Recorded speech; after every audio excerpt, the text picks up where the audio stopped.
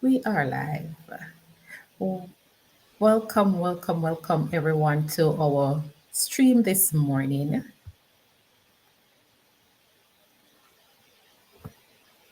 Yeah. Yes, we are having a little technical challenge, but welcome, welcome, welcome everyone to another episode of Finding Freedom Through Confidence, where we always say confidence is not something you pick up from a supermarket shelf, it's an ever growing muscle. If we haven't met us yet, I'm Tanique Easy, speaker, corporate trainer, facilitator, and empowerment coach.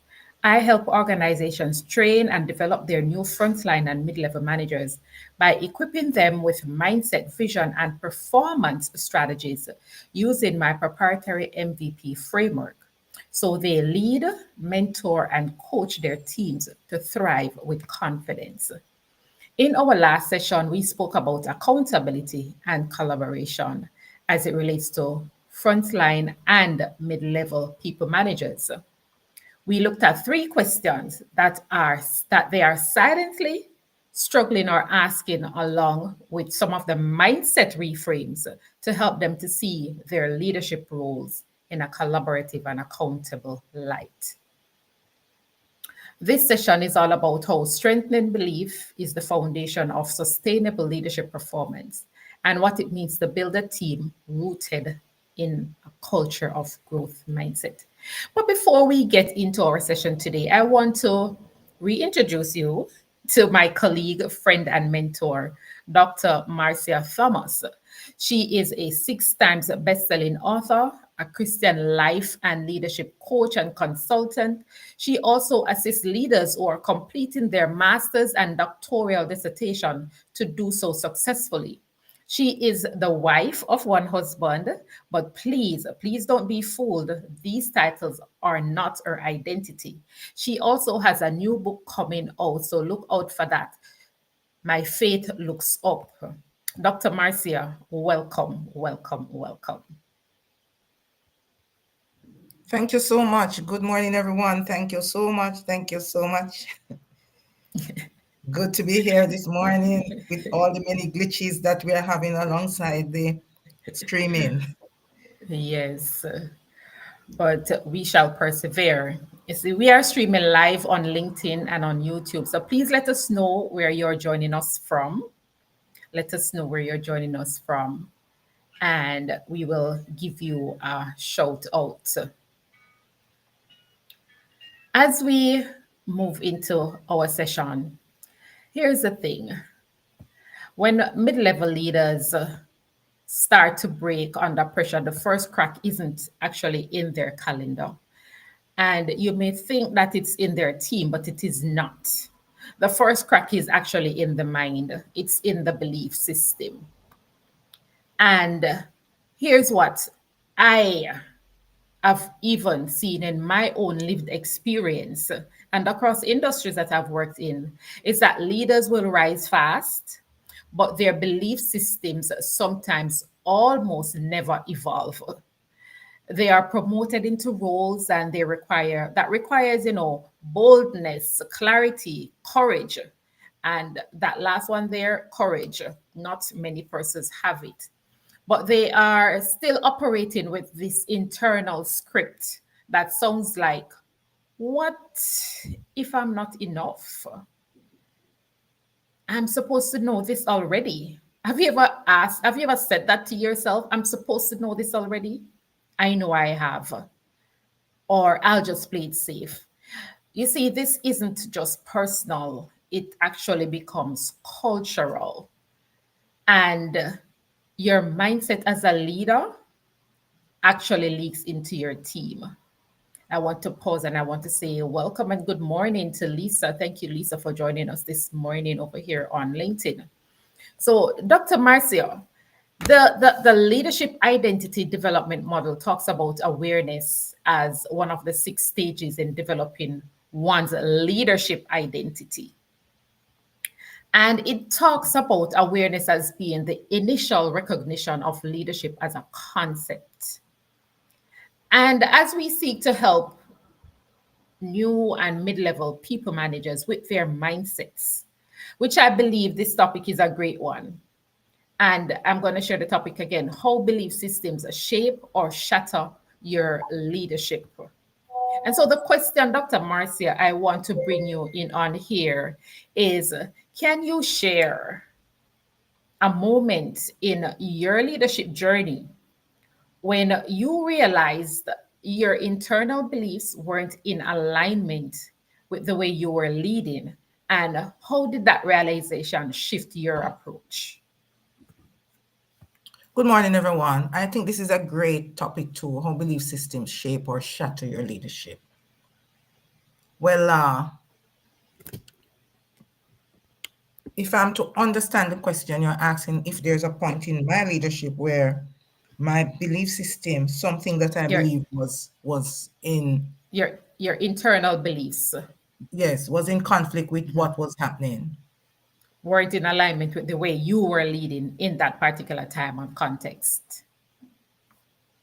Well, if I'm to think about it and think about it very deeply, I I find that my core beliefs tend to put me in conflict with those who are receivers of how I my leadership style and so on, because I my core belief is that you must be honest with people and you're to tell them the truth. And so sometimes in telling them the truth, you come off as a little tactless or uncaring. And so what I found is that I had to work a little, do some work on being more tactful, but actually telling them what they needed to hear. Because I am a strong believer in honesty. I'm a strong believer in being true to yourself, so you're not being false to anyone. And I'm a strong believer in how you practice mindfulness, how you deal with your authentic self, how you deliver what your character is when no one is looking at you. And so I was very pushed to deal with persons who come off as very ingenious and who did not live up to that model. I tended to come down a little hard on them, and I tended to drain the change that I wanted. So I had to take some steps back, and I had to find a way to do the same thing, but come out on the healing side. Perfect. Thank you, Dr. Marcia. And that is very essential for us to remain tactful, yet being truthful, being honest. Because yes, when we sometimes people can find it difficult to receive what we are saying, how we are saying it. And so you had to learn how to, all right, go inside and ask yourself, how can I say the same thing, but in a different way that they will receive it better? And I that is, I call it mastering the art of saying the negative thing positively, because there's yes. always a way that you can do that. I discovered that and it worked for me after. Yes, awesome, awesome, awesome. And I like that approach, Dr. Marcia. But one of the things that I wanted to bring out from this question is that as a leader, was there ever a time in your leadership journey where, as it relates to your internal beliefs, I mean, when you just started out in leadership, did you recognize yourself as a leader then? What were some of the narratives that you were saying to yourself as you developed into your leadership journey, and how that change when you recognize that you were having these internal narratives that weren't in alignment with you leading. And when I said in alignment, I'm talking about the way in which, because of the narrative, or the negative narrative, like the questions that I had asked earlier, like, some persons have this internal script. I'm supposed to know this already, or what if I'm not enough? And those other questions that we overplay in our head over and over. So it's our own, we are living that reality in our head, but the reality is not what is actually there. Did you have Well, that kind of, did you happen to have those kinds of internal narrative and beliefs when you just started out in your leadership journey? And how did that change for you? Well, the thing about it is, I find that your beliefs are shaped by your environment. And I came from a very positive, affirming environment where you were given this sense of purpose. You are given this strong sense of purpose. I have very strong women in my family and strong men also. And so they drive into you as a Christian child growing up, your purpose, and give you a certain conviction and belief in yourself, fearfully and wonderfully made. There is nothing that is impossible that you can't do. God has endured you. He has widened your territory and your course. Of course, I use that very much so. But when I just started out in leadership, I was in my final year of my doctoral program. And so here I am with my in my organization that was not the cream of the crop, that had some issues in relation to their results on standardized tests, national tests, and so on. And so here I am feeling inadequate because I now have a doctoral degree, but I am in a school that's not doing well. I'm leading an institution that's not doing well. So I took it to heart, and it kept saying to me, it's a bad reflection on you. And I looked at the fact that what needed to be done could not be achieved in 1 year. It in fact took me 5 years to move them from where they were 20% in numeracy to 85% at the end of that 5 years, and where they were in literacy, which was actually 40%, to maintaining a 100% right through those 5 years. So the inadequacy, the belief now that I am equipped, I am now being seen as someone that is above board. I am now a doctor, I'm an expert, and so on. How would that translate into my results? So I began to find and equate my worth with the results that were present. And I had to change that because I recognized that what I came and saw was not on me, but what I'm taking and the steps that I know must take to reform it has nothing to do with my worth, has nothing to do with my expertise singularly, but had to do more with teamwork, consensus, changing person's mindset, having them buy into the vision, having them do the work that is involved, having them change their beliefs. So while I grew and changed my belief and adjusted, I brought them along, and it paid off in the end. Excellent point, Dr. Marcy. And that's what I wanted to bring out, because when we are moving from this personal belief of I feel inadequate, or I am not good enough, I have this advanced degree, and where I'm at, I'm not seeing the results, and this is a reflection of my worth. And so that internal narrative can crack any mid-level leader as they're going through, because they're in this new position. They have been the best doers in their organization, and now they have been promoted, again, sometimes without little managerial training to manage a team. And these are the kinds of cracks that we will see happening in their personal belief, because they have not taken on, sometimes they have not necessarily taken on the identity of the leadership.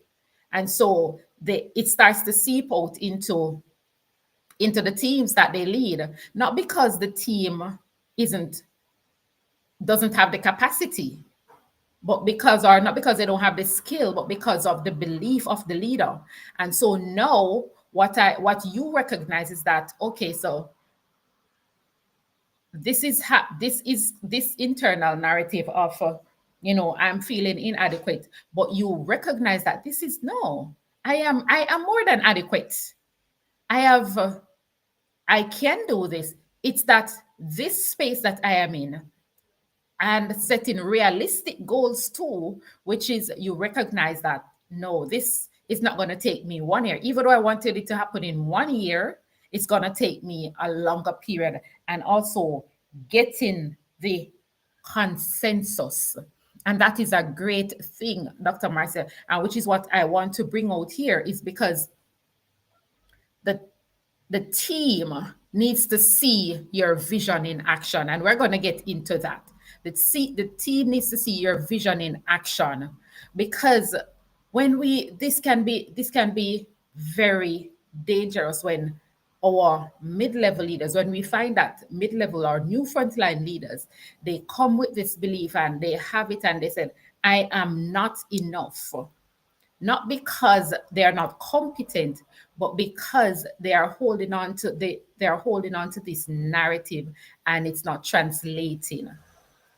They are not moving from the individual to, no, this is a team that I am working with, and I need to develop my leadership identity. Learning how to develop your leadership identity, especially if, again, they are not given that sense of purpose or that sense of conviction, like you, when you were growing up, you got that in your personal environment. Not everybody gets that in their personal environment. And so when they step into leadership roles, it can actually impact how they navigate that space.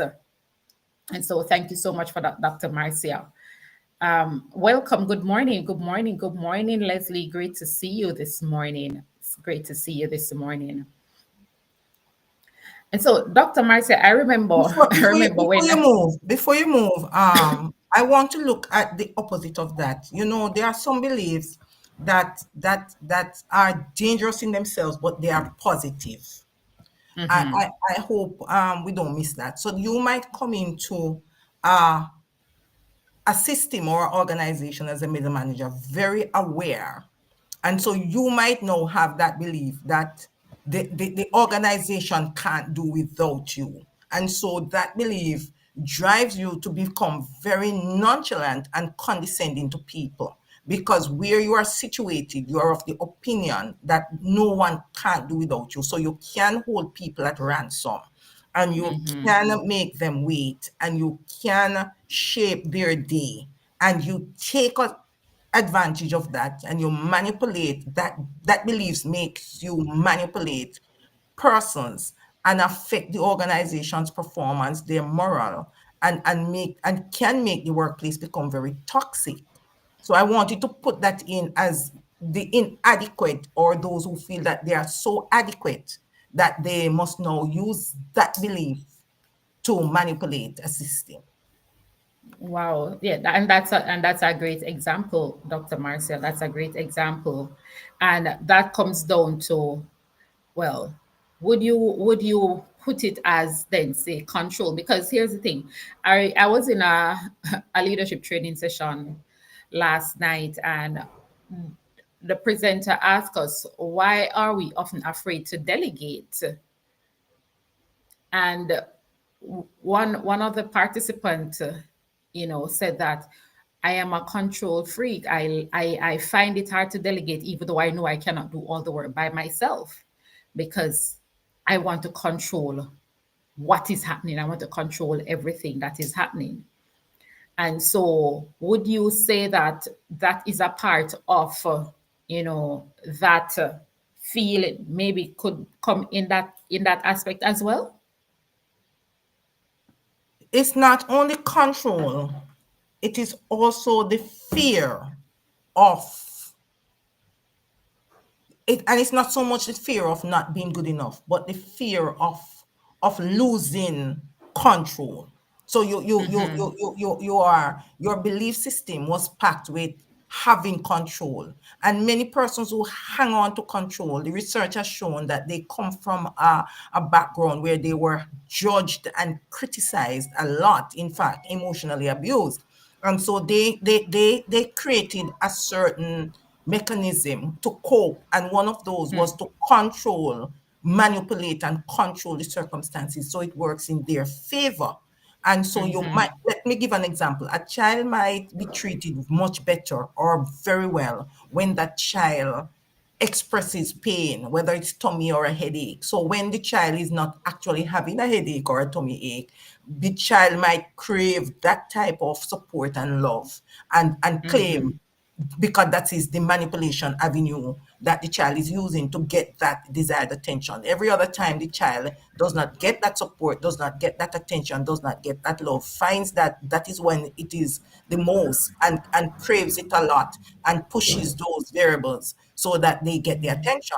These children grow up to become misaligned adults and discordant notes because they have entrenched that type of belief and routine and practice into their spirit, and they know when they don't even have to use it, find themselves using it, especially when they feel that they have this fear that they will be judged, or they will be abandoned, or they will be left behind, or they will not get the accolade, or the applause, or the recognition that they need. So a lot of persons in this organization who want recognition tend to have that, use that as a control tool to control the outcomes, their outcomes, and what they desire. What is it that they want?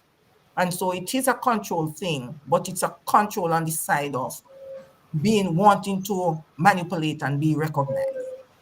Right, right, right, right. And well, the person kind of explained that in That separate and apart from what you just shared, that but said they though, were. that said though, Tani, there are persons in organizations who feel disgruntled because they are undervalued and they are not respected. And so they use what is in their hand, their position of power, to make sure that they are valued and appreciated. So it Yes, plays the game many ways. Yes. yes, indeed. And I was about to say that because some persons in organizations, especially when they get to, because what it now filters into is that, well, it's not it's not an opportunity.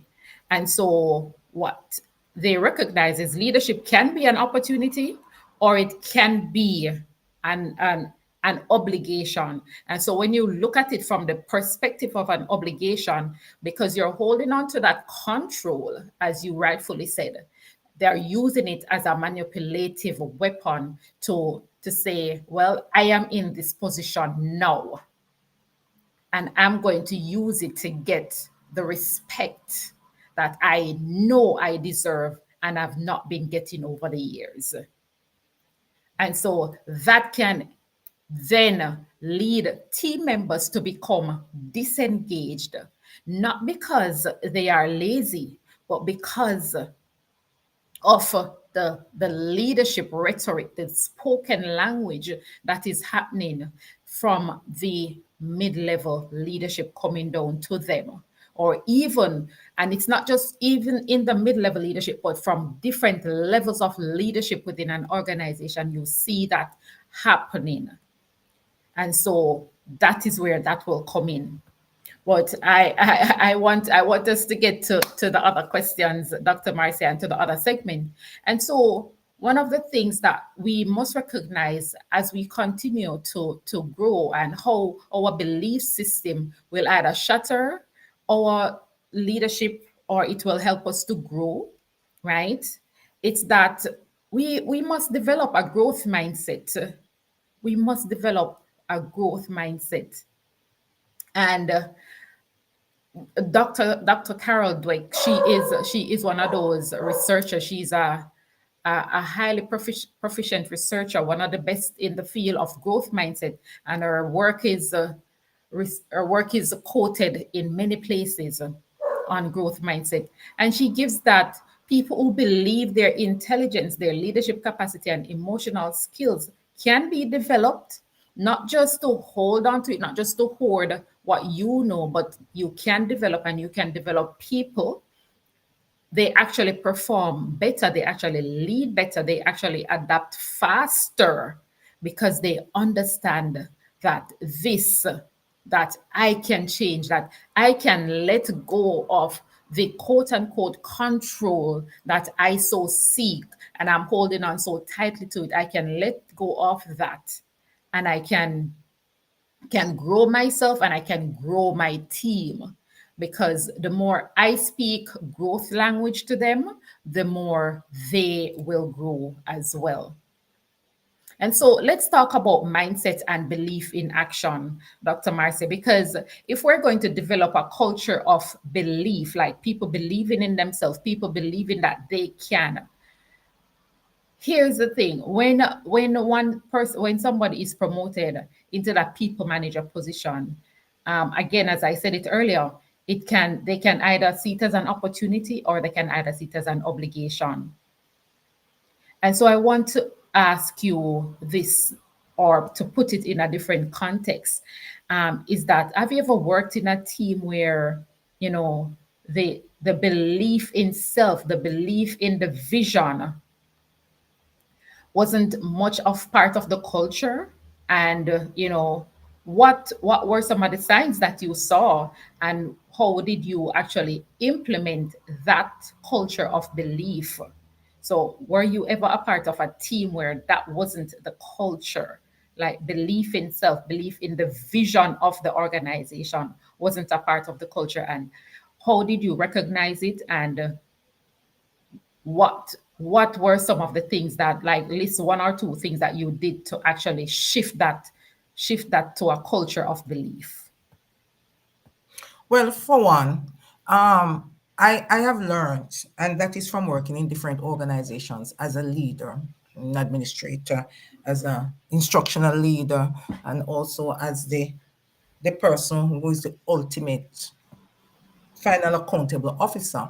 I have discovered that a lot of persons in organizations do not understand the vision or the missions of organization, and so their belief system is greatly affected when they themselves do not own the vision or mission. So they see the organization as just somewhere where I go, and once I make my money, I don't care what is That's happening. it. And so they follow their job description to the T, especially if they're disengaged or disgruntled, because the informal structure is being affected by the nuances that you call cronyism or nepotism or connections that people have. So persons who are hardworking feel that no matter what they do, it doesn't matter. So they become disillusioned or disgruntled. And so their belief system is that I want to be able to survive and get out. And I have worked in organizations where a lot of persons feel that way. And there are a lot of persons who have been driven, especially in the Jamaican culture, to feel that way. And so when you get into those organizations, you first of all have to find, because every organization I see and every community has a brain and have a heart. So you have to find the brain in that organization that carries that belief. And when I say the brain, the informal structure, what is the ingrained belief and how does that spell out in how they treat their roles and responsibilities, and how their loyalty and commitment gauge to an organization based on their beliefs. So once you get to the brain, which is the person who tells you what others are thinking in an organization and who is valuable and who they trust, which is oftentimes not the leadership, but somebody that they have appointed as a leader, and who is the heart. So the brain is a person who binds to what they're saying, see what they're saying, and most of the times is the instigator. It's the awareness, um, the awareness meter that says to people, you don't see what is happening. This is how they are screwing us over, and so on. So that is the brain, the thinker, the person who picks up the signs that something is not going right in the organization and entrain those beliefs or pull them out of persons, because many persons might believe that, but they don't show it. But when they get into an informal structure where someone shares their belief, they are able to articulate it confidently and put it out in the open, so they are now able to gauge it and range it and say, okay, I was not off at all, and so this is what I'm prepared to do. The heart is the one that now appeals to the brain to say, let us change that model. So once you pick that heart and that brain, you are now able to create the strategies to make the change, the organizational change, and you now have to change the beliefs from the ground up. So some of the benefits that they feel that they are not getting or they lack, you want to explore those, and you want to start with the ones that are within your grasp immediately and make those changes so the belief begins to shift and the paradigm begins to shift and people begin to believe in the system because the system has already pull them down and drill them down into nothing. And so they now have to believe that there is some hope that the system actually cares about me. When they recognize that the system can in fact work, if there is someone who is committed to make the changes and can take the beating that comes with that mindset change and policy change and vision change and mission change, then they begin to change their beliefs. They start believing in you and trusting you because what you say you will do, you are actually doing. And Doing guess it. what? When you have a difficulty to getting to those points, they are able to say, I have had experience where people say, it's not Dr. Powell, man. It's those who she has to depend on to do it. And so let us Right. come together to find another way to see how we can To do it see because how to can. really work hard and this lady really cares. Yes, yes, yes, yes. Because I've seen that too. I've seen that as well in my own leadership journey, and I've seen it in others before I became into my own leadership journey and aspect where that would have been where, as you said, identifying the brain and the heart. Like I have witnessed that where the informal structure, people believed in that informal structure more than the formal structure, and they would have that person because that person is the vocal person. That person is the one who could bring things to the upper level management, or they would not be afraid to speak out in meetings. And so they would have that person, they would go to that person. So instead of going to, their own manager, they would go to that person, and that person could rally up the troops to to to say we're not standing for this or we're standing for this. And so that is where that comes in. But because, as you said, they didn't understand, and as you rightfully said, in our own culture in Jamaica, many persons in organizations, that's their culture of like, you know what, this is just a job. I go here and I get paid every 2 weeks or I get paid every month, and I am okay. Like, this is what I do. I don't want anybody to ask me to go past 5 o'clock.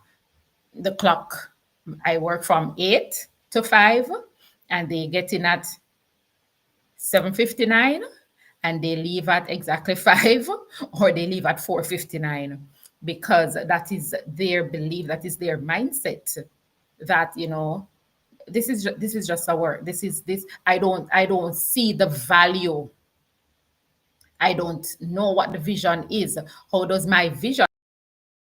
And sometimes these individuals, and I was a part of that culture at one point, where I didn't understand the vision of the company and how my vision aligns with the organization. But when we get to the point, and that is what I bring out in the framework that I have, the MVP framework that I have, is that organizations need to have this hub, this heart, where your employees from top to bottom understands the vision and aligns that vision. Have a session where you align that vision with their personal vision, because if it's not aligned, if persons are misaligned, then all they will do is to come and to just do the mere basics, and they will just leave it at that. And so you will forever have that culture in the organization where the mindset is not matching up to the vision that the owner or the CEO or the executive has seen. And I recall the session that I did not last week, but the week before, where when I spoke with this HR practitioner, a senior HR practitioner, and she's also a CEO for her business, and she also does, HR practitioner work for different organizations. What she with senior managers, and they rolled for the year, but the vision was proverbially left right there in the boardroom because our managers didn't know the expectations.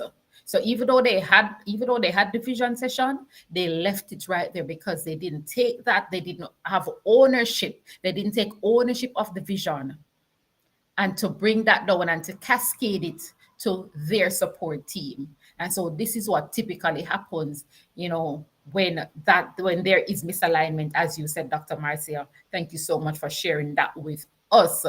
And I know, again, if you are joining us live on LinkedIn or on YouTube, thank you for joining us. We're happy that you're here with us. Let us know what has been a takeaway for you thus far as you have listened to us speaking about how your belief system can shatter your shape or shatter your leadership. And what does that look like for you? Are you identifying yourself as a leader? And if you are not, how can you start doing so? How can you start building yourself? How can you start building your growth mindset and taking on the culture of belief and ensuring that that is passed down, that is seeped down to your team members?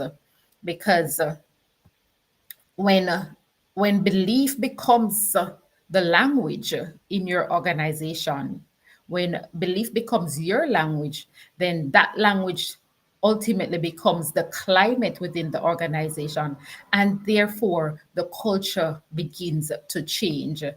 And so as we take time to bring this session to a close, Dr. Marcia, there are some questions that I have curated for as a leadership audit question for our audience, and you may have some that you want to share, one or two, or you if you want to elaborate for just a minute on any one of these.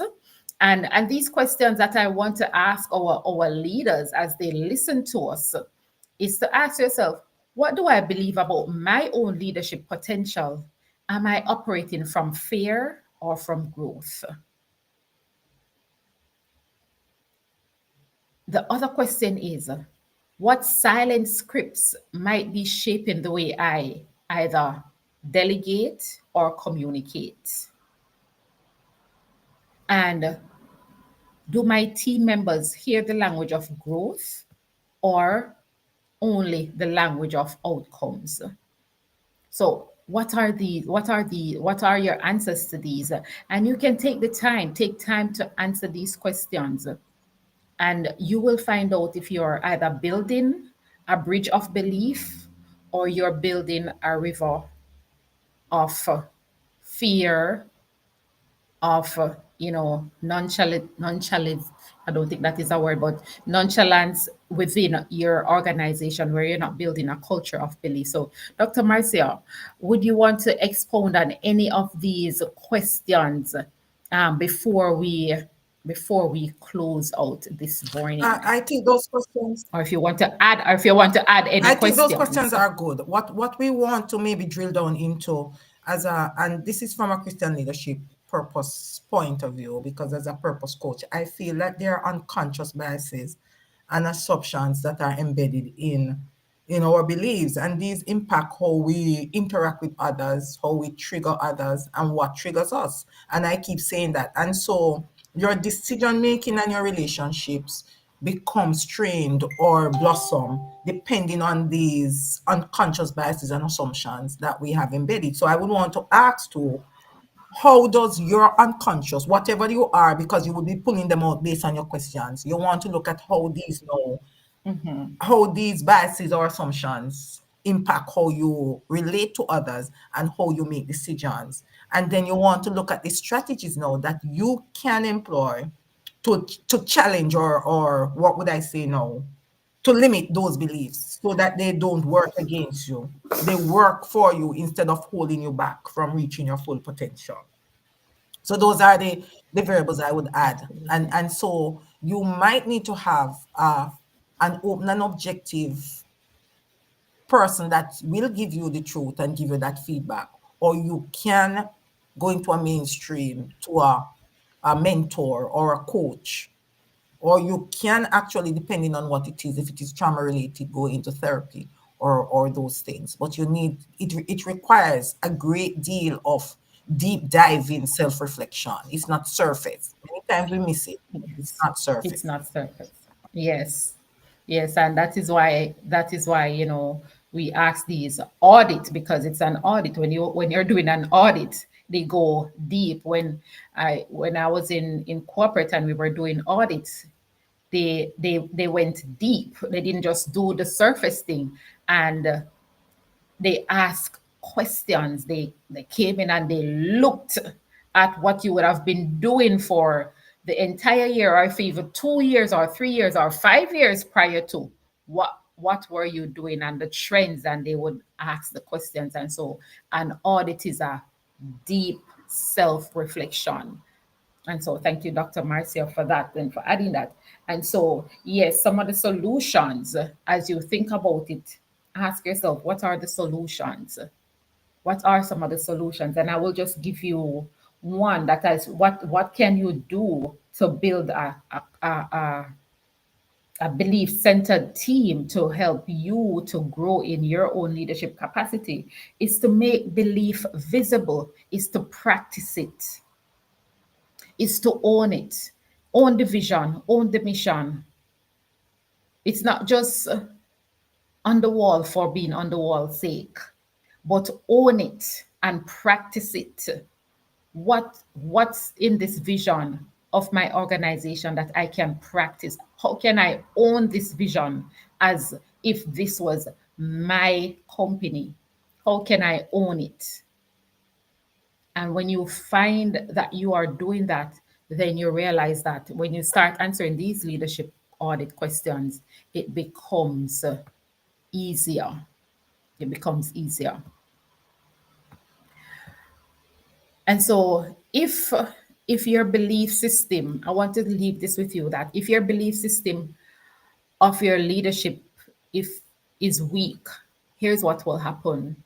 No amount of strategy that you have will hold it together, because the strategy is one thing, and I shared this in another short that I did, that your strategy is good, but strategies can change. But if the belief in the organization, if the belief in self, if the belief in who you are as a leader, if you have not identified yourself, if you have not developed your leadership identity, then you're going to crack under pressure. You are going to crack under pressure. And so, what I'd love to do, I'd love to invite, if you are an HR director, operations director, learning and development director, and you know that your mid level leaders need deeper reinforcement, not just role clarity, because yes, they may have gotten some role clarity, but they need deeper reinforcement than that. They need core realignment. I would love to invite you to apply for one of the spots on our leadership growth equation tour, where I'll teach the BFF principle of mindset through my signature workshop, The Currency of a Growth Mindset. Again, I want to thank each and everyone who joined us both on LinkedIn as well as on YouTube. If you're watching the replay, let us know what were your takeaways. Let us know what what stood out for you, what you will be taking and using and applying in your own leadership journey. Or if you know someone who needs to hear this conversation, share it with them. Again, thank you for tuning in, and we will see you next week for another episode on Finding Freedom Through Confidence, where we continue to break down beliefs in the form of mindset, and how does that impact your journey as a, especially as a frontline and mid-level people manager. Thank you, Just Dr. before you Marcia, for leave, your time this just tell morning. them. I appreciate you as Yes, I always. appreciate it too. Just tell them how they can get into your tour. How do they contact you? How do they make that connection to get into your tour? Because that's very important. The Your beliefs Thank you that so. your program is Yes, very that is very important. Yes. important. Yes, so the link to for the application will be in the comments section. So you can click on the link in the comment section over there on YouTube as well as here on LinkedIn. Click on the link in the comment section and fill out the application form. And once you fill out the application form, I personally, not someone else from my team, but I will personally contact you and we will schedule a 20-minute discovery session and to see how we can bring this store to your team on your turf, because this is not a one size fits all kind of workshop. It is not cookie cutter. It is actually proprietary. As I said, it is a signature workshop where we talk about the principles of mindset. So again, click on the link to apply for the tour to bring it to your organization. Thank you, Dr. Marcia, for reminding me of how to advise our audience how they can get into this store. And again, there are only 5 spots. We only have 5 spots for this store. So if you miss it this time around, you have to wait for the next time the tour comes out in 2026. We're only doing 5 tours. Ciao for now. Thank you so much. Have yourselves a wonderful, wonderful rest of the day. And we will see you next week where we continue to talk about mindset, belief, flexibility, and focus in terms of new frontline and mid level leaders.